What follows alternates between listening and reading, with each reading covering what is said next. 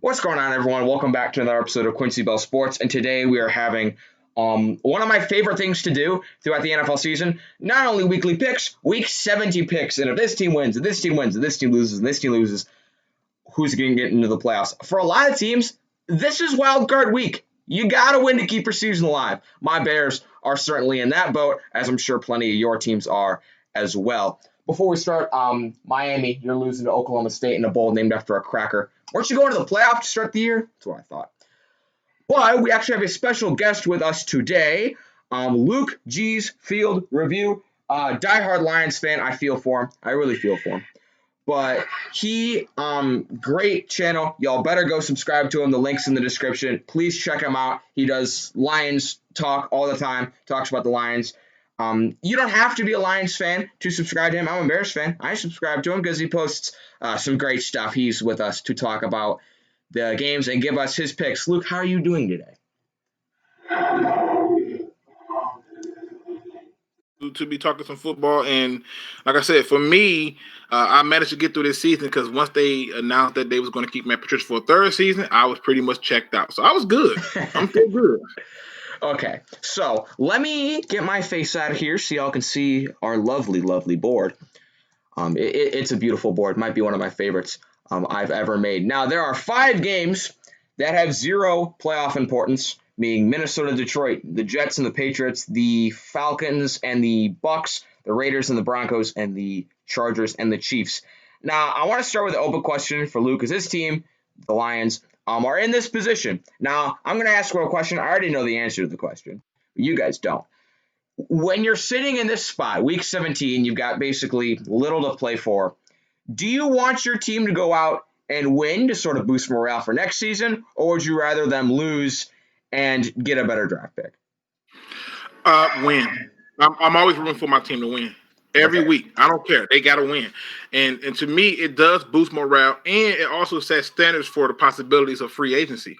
So you're not just winning for the sake of losing draft position, because you're still going to end up being in the top 10 to 12, even with a win. You only got 6 wins Okay, if you so win. I totally agree with that thinking. You never want to. You're never going to be rooting for your team to lose. I mean, that's just not what you do as a fan. That's just not what you go out and do. So I totally agree with that. But we're going to quickly go over the 5 games with zero playoff importance, and then we'll get to the games that mean quite a bit. So our first game is Minnesota traveling on the road to Detroit to take on the Lions. I'm going to take Minnesota. I think they're the better team, and I think that they're just going to end up winning. Luke, who you got? Surprisingly, I'm taking the Lions. No. Yeah, I'm gonna tell you why. I think in this particular matchup that Minnesota knows that they're trying to still play for something themselves, but I think Minnesota also understand that it's better to get in and get out with everybody healthy, whereas the Lions are trying to fight for some type of positioning. There's a lot of people on our team who are backups, and they know that if a new coaching staff come in here and look at their current tape, they're probably not going to be backups on this team. So I think they come out with a little fire. They was little ticked off about what happened this past weekend, where they couldn't get the game pushed back a day for their coaching staff, and I think they come out with a little bit more fire. Okay. I can definitely see that happening. Our next one is the former worst team in the NFL, the Jets. They decided, let's go out and knock off 2 playoff teams while we're at it. Beat the Browns and the Rams. They're on the road at New England. I think New England's going to win. I just think I don't see how the Jets are gonna. I can see how the Jets could get up for this game. It's New England. No one likes New England, but I'm gonna take New England at home. Yeah, I'm in agreement with you. Okay. I think they take New England. I think New England takes the win here. And like I said, the Jets, they ain't stupid. They know what they're doing. They're playing to win, but they also understand that they want to keep draft position, and they're going to go out and play hard. But I think New England can't go out like this and play themselves. So I'm agreeing with you on this. Okay. Next one is Atlanta. Almost knocked off the Chiefs last week. They are on the road at Tampa Bay. I'm going to take Tampa Bay. I feel like, so they're obviously in a playoff spot. They have the 5th seed. They're going to play the winner of the Nfc East, but they don't really have any leverage to move up or down in the playoff race. So they pretty much got their spot set in stone. I think they're going to come out, maybe play Brady and company for a quarter, maybe a half, and sit them. Let the backups get some playing time, but I think they're going to eventually beat Atlanta. There's going to be a little bit of a tune-up game before they get ready to face off in the postseason. Who you got there? Again, I agree with you. I think Tampa Bay wins this game because I also think that the Falcons is going to be using this game as a way to evaluate future talent. So I don't expect them to go out there and kill it because they are in a good position now, which I believe with the 4th draft pick. So yeah, I think they take another L and solidify their spot. All right. Next one, we have Vegas suffered a crushing, heartbreaking defeat last week at home against the Dolphins. That game was crazy. Josh Jacobs doesn't score the touchdown. They try to just take time off to take the field goal, but then they don't take enough time off. Ryan Fitzmagic leads his crew down, and they take the win, knocking the Raiders out of the playoff spot. They're on the road at Denver. I really don't know. This is a coin flip for me. I'm going to take Vegas. I just feel like they're the better team. Yeah, I'm taking Vegas just because one, if you're looking at it, that loss last year had to hurt. And the only way you could feel better about that loss last week is to come and beat somebody else up. And I feel like that's going to happen with Denver. The division opponent, and at the end of the day, you definitely don't want to be losing division games. You already got Miami talking crazy to you. And so to me, I think that you'll see the Raiders come up and show up. All right, and our last game with basically little importance is the Chargers traveling to Arrowhead to face the Chiefs. This was a doozy of a game back in week 2 at SoFi Stadium. Harrison Butker nailed not one, not two, but 3 50-plus yard field goals. One he was iced. Next one was a flag. And then the third one he made it to win the game. Hitting that man Harrison Butker, ice in his veins. But I expect the Chiefs, will they play their starters? I don't know. They've already got the 1 seed locked up. I'd imagine they maybe play Mahomes and company for a quarter. They're in the same boat as Tampa Bay. I say they play their starters for about a quarter, and then they'll let their backups do. Kind of like how they let Mahomes play when Alex Smith was the starter. Well, maybe we'll see probably some of that routine, but I do think the Chiefs will eventually win. There are very few teams that can hang with them. Yeah, I'm going to disagree with you here. I think because of the reasons you pointed out was exactly what I was thinking is he'll probably play for a little bit, but then they're going to rotate those backups in. They have no threat to their status. They're getting a first-round bye. They get home field advantage, and I don't see any real threat to them. So I think you'll see some backup players getting some playing time because you want to let some people heal up, and I think the Chargers sneak and get the win. Okay, I can definitely see that happening. So those are the games with no playoff importance. Now this is appalling for me. 11 of the 16 games played this week have playoff importance. That's got to be that's the most I've seen. That's crazy. It's crazy. It's amazing. That's got to be the most I've seen. First off, we are going to start with the AFC. There are 4 playoff spots up for grabs and 5 teams that can grab said playoff spots. First team is Tennessee. They can clinch that spot with a win or a loss by one of Baltimore, Indianapolis, and Miami. Miami, in a similar boat, they can clinch with a win or a loss by one of Baltimore, Indianapolis, and Cleveland. Baltimore, they need a win or a loss by Cleveland or Indianapolis. Cleveland can clinch with a win or a loss by Indianapolis. And Indianapolis, who's on the outside looking in, they need the most help.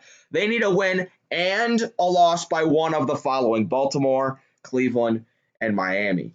I accidentally put Indianapolis here twice. Whoops, let me fix that real quick. But I'm actually impressed that you lined that up so beautiful. Yeah, well, I know you can't see the board right now when you watch it. I love this board. The board is it's absolutely beautiful. So I'm going to start with the 2 games that I think are the easiest. The first one is Tennessee traveling on the road to Houston. They are going to absolutely open up a can on Houston. Houston is in for it out. They're in for a rude awakening. Tannehill, Henry, and company, they're going to absolutely go down there and demolish Houston. What do you think about that? Yeah, I'm in agreement with you. When I look at this team, I say Houston is going to Houston, for one, they already know that they are basically on the cusp of doing another rebuild, and so they're just like, whatever, man, don't get nobody killed or hurt. This could be an instance, though. So they can't even play for draft capital because they don't even have that first-round pick. No, which is another good point. That's why I was going to say you can't even question the draft capital because they traded that pick. So to me, I think Tennessee is a little bit more hungry. They suffered an embarrassing loss to the Packers, and I think they're going to look at another division opponent and say, "Hey, this is our chance," and they're not going to relinquish that. Yeah, I liked what J.J. Watt said, talking about how the fans come to see us, and you still got to go play your hardest. I know you were talking about that on your show, but yeah, they're in for a rude awakening. Tennessee is going to come out and absolutely 100%. open up a can. The next one that I think is pretty easily a similar situation with these two, Indianapolis and Jacksonville. Indianapolis is going to go on the road and do exactly what Tennessee is going to do. Jacksonville Jaguar fans were openly cheering when the Bears were scoring. That's pretty sad. That's pretty sad. Like when I think Jimmy Graham scored a touchdown, they're all like, "Let's go!" So, but they've got the number one pick secured. They're officially on the clock right now. Indianapolis, they're going to absolutely come down and win this game. Yeah, I don't see a way that Jacksonville gets a win here. I mean, I feel like even if Indianapolis decided that it wasn't that big of a deal and they wanted to rest people, I don't think Jacksonville care enough to even try to win at this point. Like they just don't care. They can care less. So, now the next one we'll do is Pittsburgh and Cleveland. So, now I am filming this on Tuesday, December 29th. I'll get comments on Sunday morning. How could you pick this team? Because so-and-so's not playing. So-and-so's not playing. So-and-so's hurt. So if it comes out that this team is officially announced, hey, we're calling off the dogs, we're not resting their starters, I don't know that. I just got to go out and assume. I did hear Mike Tomlin said that the starters will play besides Big Ben. Big Ben is the only person that I think he said is officially not going to play. I think even if Big Ben does play, Cleveland's going to come out and win this game. They need this win for their playoff spot. They can't go out and rely on Jacksonville to beat Indianapolis to help clinch their berth. They need to go out and win this game. They're hungry. They haven't been to the playoffs in God knows how long. They've been terrible for forever, and now they've got a team. And I think they're not gonna let this chance slip through their fingers. Baker Mayfield's gonna come out and play a very good game. Their defense will hold their own. I think they're gonna have a lot of they had like one receiver available last week because they all had COVID. They got punched in the mouth last week by the Jets, but they're gonna reload, and I think they're gonna come out and clinch the playoff berth. Yeah, originally I felt like that the Browns were going to win this game, but then the more I looked at it, and the more I look at with Mike Tomlin, who loves to play the long game, yeah, he's not going to be playing Big Ben, but his players have a pride, and one of the pride that they have always had in Pittsburgh is you don't lose to division opponents, and so I think they show up. Okay. They show up big, and I think that yes, they're going to play hard over there in Cleveland. But I think what you're going to see is them deploy a number of players that we haven't been seeing a lot of this year, letting them get their feel for it to get them ready for it. And I think it still will be enough to beat the Browns, in my opinion, because I think Mike Tomlin understands that we don't really have anything to win, to lose. The pressure is on Cleveland. See, and that's where I think Pittsburgh will show up. Cleveland's going to come out like a house of fire. True. They're going to come out like a house of fire, and that's why I ultimately think they're going to win this game. Next one we have up is Miami traveling to the cold to face Buffalo. I just shoveled about 6 inches of snow off my driveway. I can't imagine what they're going through in Buffalo. So I think that I know a lot of people, dome team, they play in Miami. They can't handle the cold. I'm going to use that to some extent. I think Buffalo, they don't really have much. I don't think they can move up. I think Pittsburgh has a chance to pass them.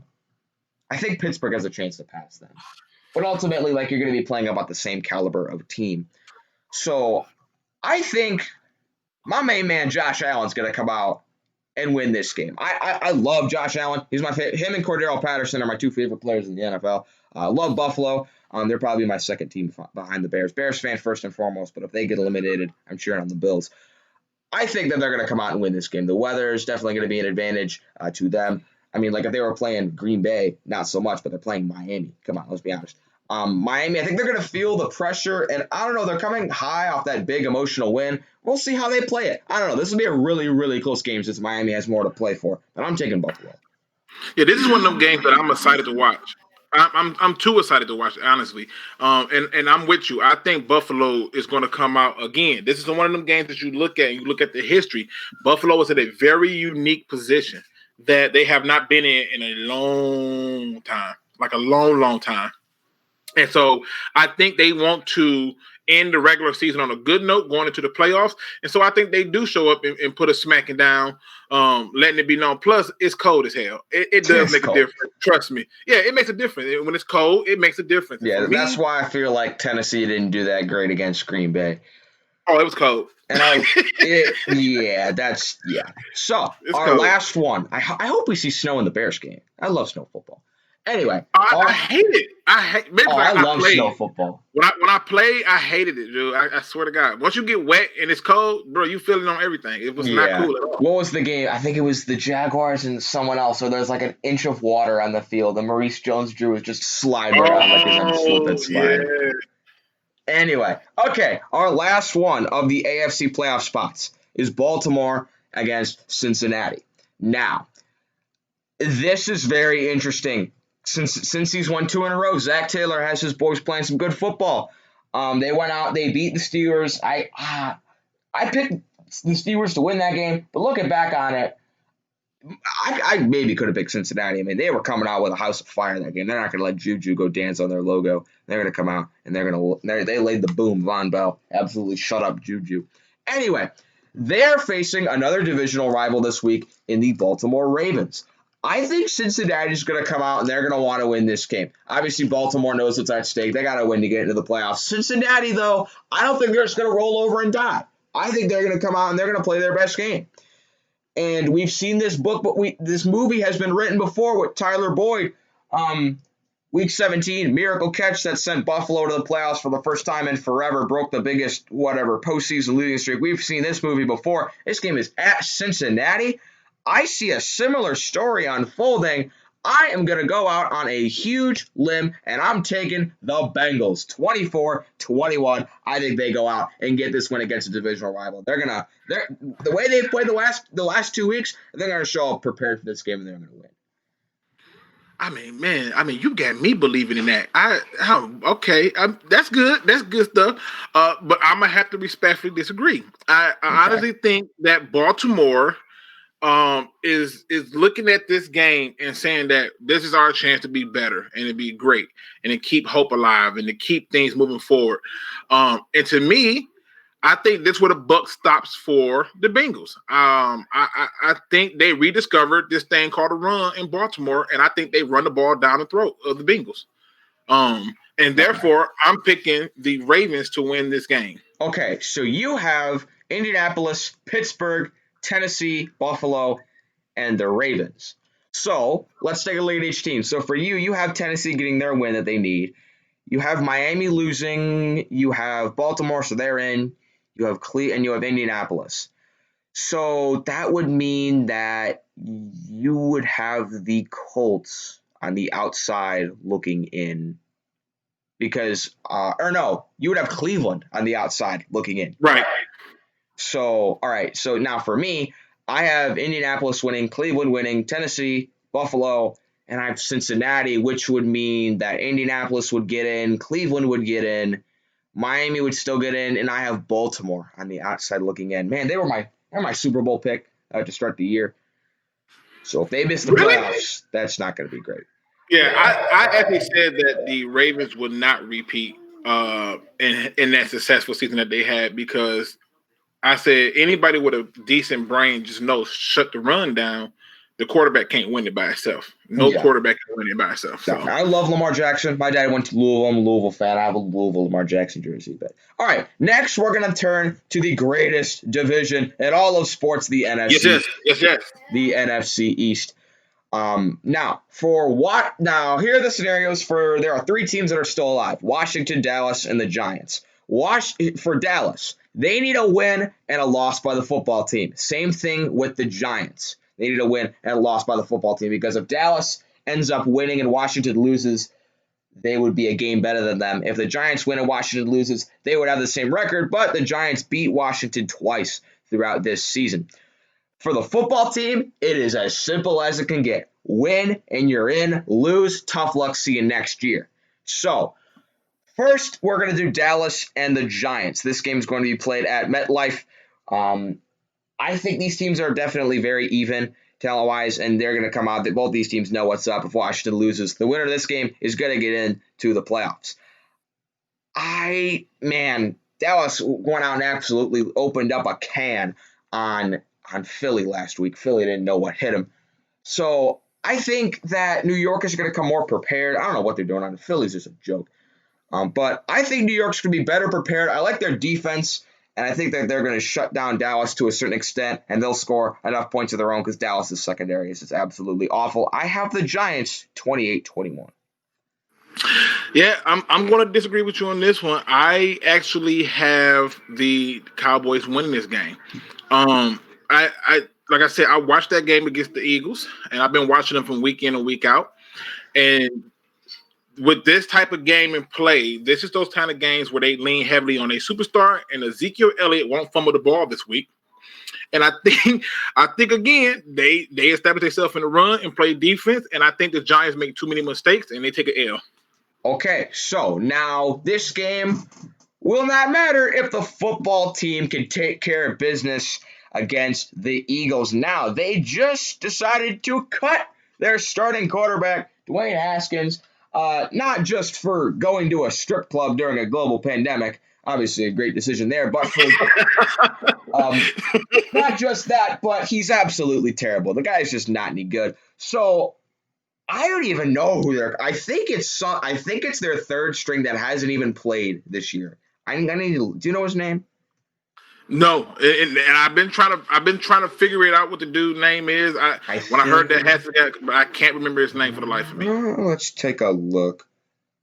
I'm going to find this. Taylor Heineke will be making the start in a playoff game, pretty much. They win, they're in, lose, they're out against the Philadelphia Eagles. Not necessarily a household name. But the Eagles are just an absolute laughingstock. I mean, Doug Peterson, this guy's analytics, but the only thing I've seen for Doug Peterson is let's randomly go for 2 every other drive. I don't know what Philly's doing. Philly's just, I love laughing at Philly, but they're just a joke. I think Washington, their defense will show up in this game. Their defense with Chase Young and all their studs on the defensive side of the ball, they're going to show up this game. I don't think it matters who they have at quarterback. Their defense will show up. This is going to be a low-scoring, 3 yards in a cloud of dust football. That man, Antonio Gibson, get ready. You're getting a lot of carries this game. I'm taking the football team 13-7. Ooh. Okay. Yeah, I'm probably finna tick off a lot of fans. Because I think Eagles will upset the football team. I think the biggest issue that they're going to run into is Jalen Hurts' legs. That is a great point. Listen, the defense plays fast over there on the football team. I get it, but they haven't had to really chase too many mobile quarterbacks like that. And the one that they did have to chase was able to slow him down because they couldn't go rushing too hard, because if he takes off, now you're exhausting out these players. And I think that his mobility is going to be a problem for him. Plus, they're running more RPOs.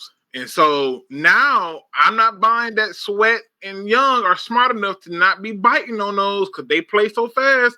I'm taking the Eagles for the upset. All right, that is a great point. This will be a great game, Sunday Night Football. I'll probably stream for this game. Most likely going to end up streaming for this game. It's going to be a good one. For you guys that don't know, yes, before you ask, I will stream the Bears game. Oh my goodness, that's going to be an adventure. Now, let's turn to the NFC's number 1 seed. What's on the line? There are 3 teams fighting for it: Green Bay, New Orleans, and Seattle. Green Bay gets it with a win or a Seattle loss. New Orleans can get it with a win and a Green Bay loss. Seattle can grab it with a win and a loss by Green Bay and New Orleans. They need them both to lose. Our first game is New Orleans on the road against the Panthers. I do not know what the deal is with the Panthers. Every year, they put together a pretty competitive team. You know, they'll start off good, 6-2, 5-3, 7-1. They'll put up really good. They'll start off really well. In the second half of the season, it is just loss after loss after loss. They cannot win a game. Someone, please, I will pin your comment. if you find me through the last 3 years what the Panthers' record in the second half of their season is, I'd be surprised if they have more than 5 wins. This team cannot get it done down the stretch. New Orleans will most likely be playing the starters, and they're the far better team. I'm going to take New Orleans. New Orleans big. Yeah, I agree. I think they've taken New Orleans as well. When I look at New Orleans, the first thing that jump out to me is they still have a shot at that number 1 seed, and so to me, they're going to come out all guns a blazing. The Panthers on the other end, I'm like you. When are they going to show up? Who's going to show up? What are they going to do? Who are they going to be playing out there? Why are they playing them out there? There's nothing that helps them in this situation. So to me, I'm taking New Orleans to win this game because New Orleans understand their situation, and when they understand the situation, they generally show up and perform. Okay, yes. I feel for all my Panther fans out there, and I know quite a bit of you. I know a lot of people from North Carolina. I know quite a few Panther fans. They are all sorry. They are all up in arms. They are not happy about how their team is doing. Next, we have Seattle on the road against San Francisco. San Francisco, thank you so much for knocking off Kyler Murray, DeAndre Hopkins, and the Arizona Cardinals. You really helped us out. I know George Kittle. He went in and everybody, man, I love the Bears, group of Bears fan. Glad we could help them out. I DM'd him on Instagram. I was like, hey, you can sign with the Bears, and we'd love to have you. He hasn't responded yet. I wonder if he will. Who knows?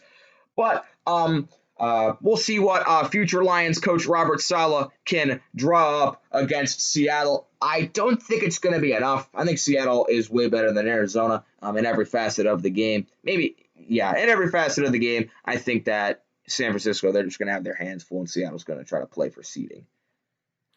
Yeah, plus I think that Saleh's already out the door. I think it's pretty clear that he's ready to take on his rings for the new head coaching position, which I think will be with the Detroit Lions. And so with that being said, as a Seahawks fan myself, I think Seattle shows up and win. These are those kind of games where they do a very good job of protecting Russell Wilson by running the ball more and setting it up. And plus, when I look over on the defensive side of the ball for the 49ers, I don't see who can keep up with Metcalf and Tyler Lockett. So I expect it to be a fun day, but yes, we should pull that win out, and I expect the Seahawks to win that game handily. Okay, we're saving the Bears game for last. Obviously. Yeah, we're saving that for last. All right, lastly, we have the NFC. I just realized the Bears and Packers game is the only game that affects multiple facets. We've got AFC, NFC 1 seed, NFC East. It's the only one that affects more than one area. So, lastly, we have the Bears, Rams, and Cardinals all fighting for the last 2 NFC playoff spots. The Bears and Rams have it the easiest. Bears can get in with a win or an Arizona loss. Rams can get in with a win or a Bears loss. Arizona, they have the most to do. They do not control their own destiny. They need a win and a Bears loss. We'll start with the Rams and the Cardinals. The Cardinals are traveling to the new $4 billion home of the Rams, SoFi Stadium, which is a beautiful stadium. When they allow fans, I wouldn't mind going there because it's beautiful. But I think now Jared Goff broke his thumb against Seattle. I just about broke down in tears. Because that was just devastating. They are relying on, I had his name, and I lost it. Oh my, what is his name? Their backup quarterback. I'm trying to break on his name too. He was he was the former quarterback of the Arizona Hotshots of the AAF, and he played at Wake Forest. I had his name earlier. To the clouds. Sometimes you just got to go to the clouds. John Wolford. The Rams have their playoff hopes in the hands of. So Taylor Heineke and John Wolford. Let's see what y'all can do. Jared Goff is not officially ruled as out, but he is doubtful to play. Now, Arizona, they got absolutely shut down by Robert Saleh and the 49er defense without some starters on the defensive end. Fred Warner was making plays all over the place. Love Fred Warner. He's one of my favorite players. But they could not solve that defense. And I think that the Rams defense is better. At full strength, the Niners defense is better, but they're missing. I feel for Niners fans. Y'all were 10 minutes away from winning the Super Bowl. And then you get everyone. It's who's hurt this week. It's like 4 new players each week for San Francisco. But they still went out and they beat the Cardinals. The Rams, I think your defense is better with my main man, Donald and Ramsey. We're going to need you guys to come in clutch this week. Arizona, they could not. Kyler Murray couldn't do anything. Hopkins was basically neutralized. And their defense played all right, but you played against C.J. Beathard and a backup running back. You're facing a similar spot here in the Rams. You're also on the road. I know people are going to say, oh, well, their backup quarterback's out because people think that quarterbacks win games. Quarterbacks don't win games. The team wins games. The Rams are the better overall team, and they're at home. They're going to get this win in a close defensive battle, 16-13. Yeah, I don't even think the score is going to be that close. I expect that this game is going to come down to coaching, and the better head coach is obviously on the Rams. And to me, I'm suspecting that this is going to be more of a 24, maybe 28 to. I mean, that scheme on the Cardinals has been so figured out. So I'm just going to go ahead and call a spade a spade. I'm going to say 24 to 28 to 17. I don't see Arizona doing too much. I believe that their scheme has been figured out by a lot of people, and this is why you're seeing a regression. And on top of that scheme being figured out, like I said, the better coaches on the Rams. I expect the Rams to win this game and win it convincingly, even without their starting quarterback in. And that's if he don't play. If he do play, he's going to do what he's always been doing anyway, which is dink and dunk. Yeah, I don't think Goff will play. I mean, I don't see how. I honestly, I'd take this back. I looked at the highlights from John Wolford from Wake Forest. Didn't look too bad. So I think that I would rather have him than Goff with a broken thumb. Plus, they're going to protect the quarterback by running the ball. It's going to be a lot of running the ball. Cam Akers, you're getting a lot of carries. You're in the Antonio Gibson boat. Yep, a lot of carries and a lot of screen plays and running back out the backfield. So, I mean, let's be honest. They're going to go after the weakest points of this team, and it's going to be just that: hand the ball off, let the quarterback dink it done. All right, now, oh geez, the last game that we're going to go over: the Bears and the Packers. We cannot rely on the Rams to do their part, even though I think they will. We can't be relying on that. Bears have to go out here and win this game. Plus, it's Green Bay. You always want to go and beat Green Bay. I'm going to let you go first on this one. Who do you got in this one? Listen, not because I'm a Lions fan, but because I'm a fan of football. I think the Packers slapped the Bears around. I really do. I think when you look at these type of games, these are the games that people like Aaron Rodgers and Devontae Adams live for. Even Zadarius Smith, they live for these kind of games. And when I look at this game, they're going to make it really hard on the Bears. The Bears' greatest weapon is one that they just discovered late in this season, which is running the damn ball with David Montgomery. And I don't think they're going to be allowed to do that. Thus, it's going to come down to Mitchell Trubisky. And then it's going to get real. So I expect the Bears to take an L here and lose to the Green Bay Packers. Okay, you got a score for us. Don't get mad at me. Don't kill the messenger, okay? But I'm going to say 35-20. Okay. I think they win by at least 15. That's not that terrible. All right, so I love what you brought up about David Montgomery. He has been a bad man. You cannot stop him when he runs downhill. He has just been an absolute animal. If the offensive line gives him any gap, he is going to run through it and absolutely pound you for some serious yardage. The question is just that, the offensive line. The Bears are at home. I like their chances at home. I don't think they lost? Okay, they lost to the Lions at home and the Vikings at home. I think those are the only two games they lost at home. And both of which were games the Bears should have won.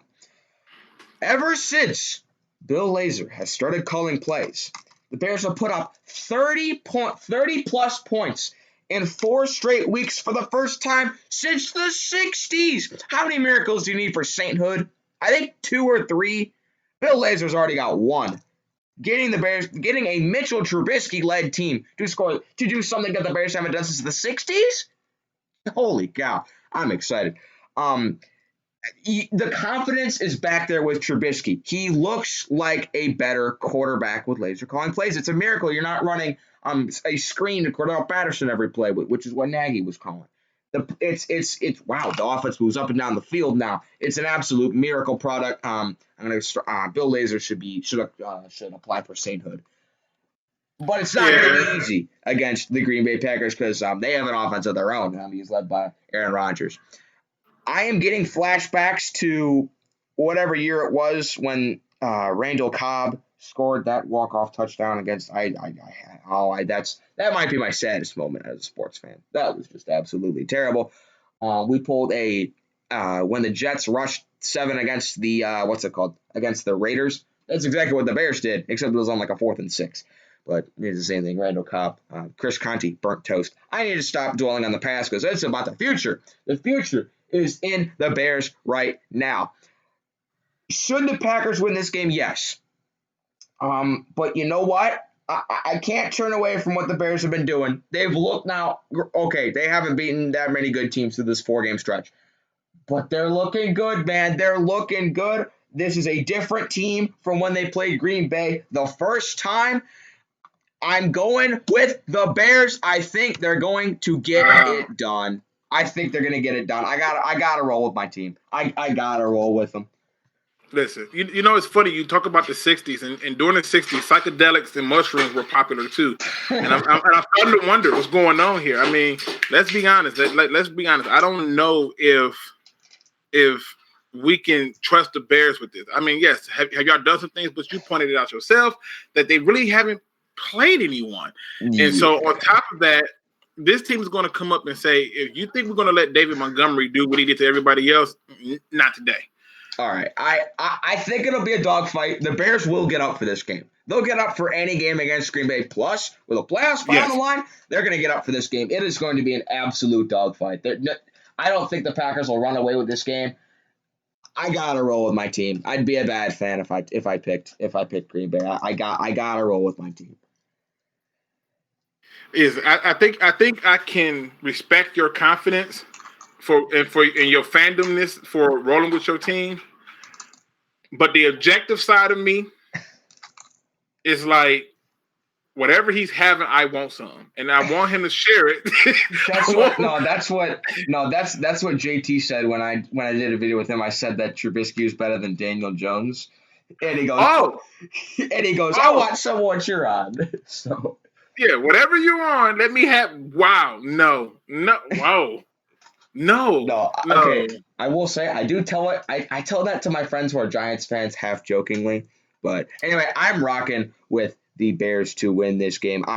If you guys are wondering, the stream schedule will be definitely streaming for the Bears game.